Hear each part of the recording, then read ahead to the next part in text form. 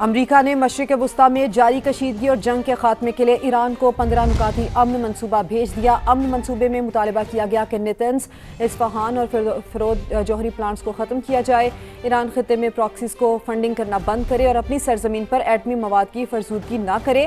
امریکی میڈیا کے مطابق امریکہ کی جانب سے 15 نکاتی منصوبہ پاکستان کے ذریعے ایران کو بھیجا گیا۔ ایران کے سینئر عہدیدار کا کہنا ہے کہ امریکہ کی جانب سے 15 نکات مل گئے ہیں۔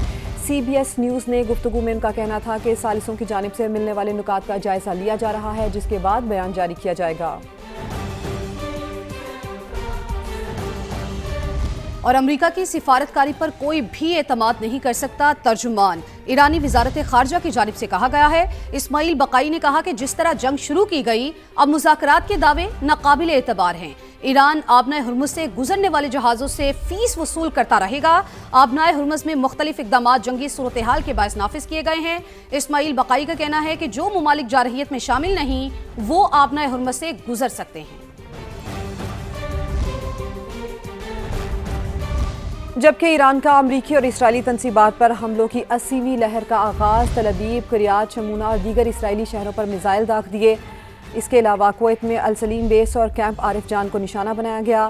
بحرین میں شیخ عیسیٰ ایئر بیس پر بھی حملے کیے گئے۔ حملوں میں ڈرونز اور کئی قسم کے میزائلز بھی استعمال کیے گئے۔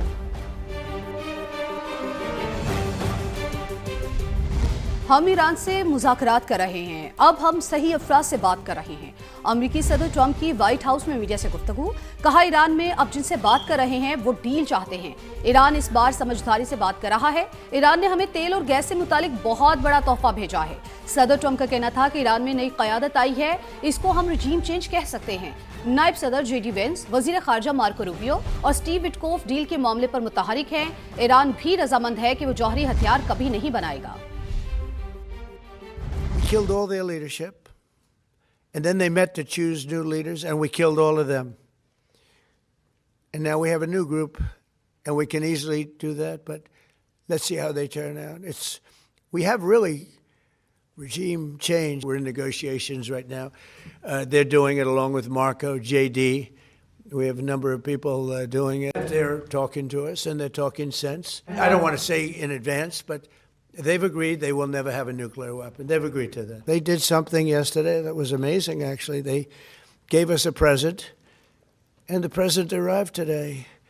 And it was a very big present worth a tremendous amount of money.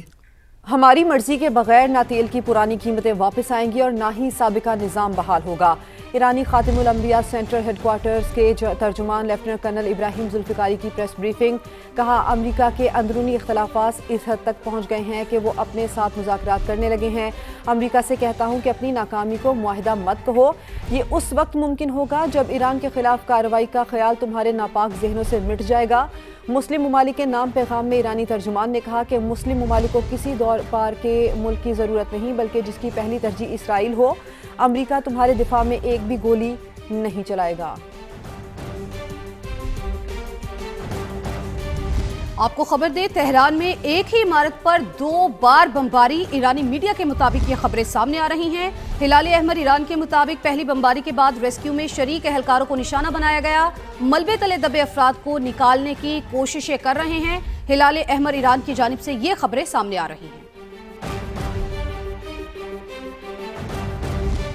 Kuwait airport کے فیول ٹینک پر ڈرون حملہ ہوا ہے، آگ بھڑک اٹھی ہے۔ خبر ایجنسی کے مطابق ریسکیو ٹیمیں موقع پر موجود ہیں اور آگ بجھائی جا رہی ہے۔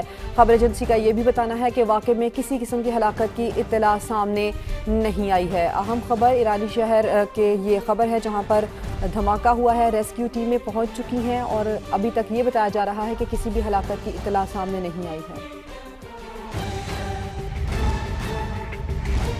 ایرانی شہر یزد میں دھماکے کے صدمے سے 10 سال کی بچی شہید ہو گئی۔ ایرانی میڈیا کے مطابق امریکی اور اسرائیلی بمباری کے بعد دھماکوں سے بچی کو شدید ذہنی صدمہ پہنچا اور 10 سال کی بچی شہید ہو گئی۔ امریکی کانگریس میں ٹرمپ کے جنگی اختیارات کم کرنے کی قرارداد پھر مسترد۔ 1 ماہ کے دوران قرارداد تیسری بار مسترد ہوئی ہے۔ قرارداد کے حق میں 47 اور مخالفت میں 53 ووٹ پڑے ہیں۔ امریکی میڈیا کا یہ بتانا ہے امریکی کانگریس میں ٹرمپ کی جنگی اختیارات کم کرنے کی قرارداد پھر سے مسترد ہوئی ہے۔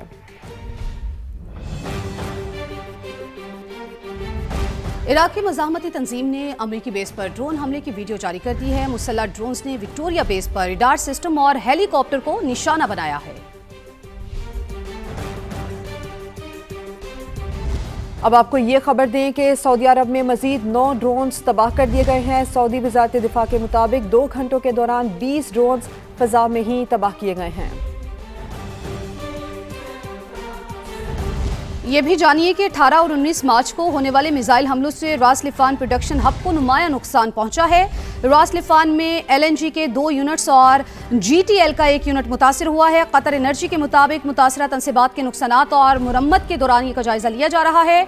इटली, बेल्जियम, जनूबी कोरिया और चीन के साथ LNG मुआहिदों पर फोर्स मेजोर नाफिज करने पर गौर कर रहे हैं। कतर एनर्जी की जानिब से ऐसा बताना है। और जंग बंदी के बावजूद गजा में इसराइली दहशतगर्दी जारी है। गजा पर इसराइली तैयारों की बमबारी, ये बताया जा रहा है कि 4 फलस्तीनी शहीद हुए हैं।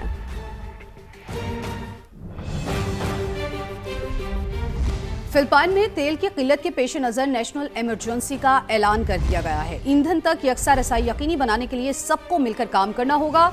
ईंधन की बचत के लिए तैयारों को ग्राउंड करने पर भी गौर किया जा सकता है। इजाफी ईंधन के हुसूल के लिए चीन और रूस से बातचीत जारी है। कौम को फ्यूल राशनिंग की तरफ जाना पड़ सकता है। खित्ते में अमन के लिए कोशिशें, पाकिस्तान ने सऊदी अरब को एतमाद में ले लिया।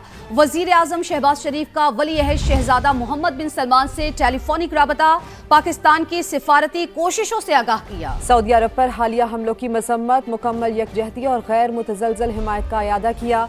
शहजादा मोहम्मद बिन सलमान की जानिब से पाकिस्तान की अमन की कोशिशों की तारीफ की गई। उस्मान खान रिपोर्ट करेंगे। वजीर आजम शहबाज शरीफ कल कराची का दौरा करेंगे। नून लीग से ताल्लुक रखने वाले गवर्नर निहाल हाशमी की तकर्री के बाद ये पहला दौरा होगा। ज़राए के मुताबिक वजीर आजम अपने कराची की शख्सियात और अमायदीन से मुलाकात करेंगे। गवर्नर, वजीर आला सिंध और सूबाई काबीना के अरकान की भी मुलाकात होगी। दौरे में बाहमी उमूर, सियासी सूरत हाल और तरक्याती मामलात पर तबादला ख्याल किया जाएगा। ज़राए के मुताबिक शहबाज शरीफ शरी रहमान से साहबजादी के इंतकाल पर ताज़ियत भी करेंगे। MKM पाकिस्तान का वजीर आजम से मुलाकात के लिए राबता। आपको ये खबर दे रहे हैं कि MKM की क़यादत की कल वजीर आजम से मुलाकात होगी। ज़राए के मुताबिक MKM की वजीर आजम से मुलाकात कल कराची में मुतवक्के है। MKM क़यादत वजीर आजम से आईनी तरमीम पर बात करेगी। तो आपको अपडेट कर रहे हैं MKM पाकिस्तान का वजीर आजम से मुलाकात के लिए राबता।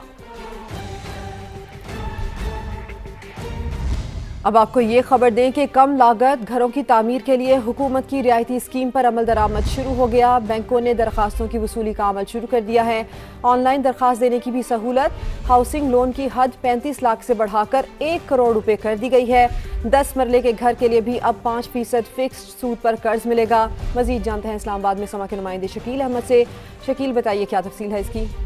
देखिए, ये स्टेट बैंक और पाकिस्तान हाउसिंग अथॉरिटी फाउंडेशन का मुश्तरका मंसूबा है और स्कीम का मकसद कम या दरमियानी आमदन वाले तबके को घर मुहैया करना है। और हाउसिंग स्कीम का इतलाक सिर्फ पहली बार घर बनाने या खरीदने वालों पर होगा और इस स्कीम पर बाकायदा अमल दरामद शुरू कर दिया गया है। दरख्वास्तें ली जा रही हैं और हाउसिंग लोन की हद 35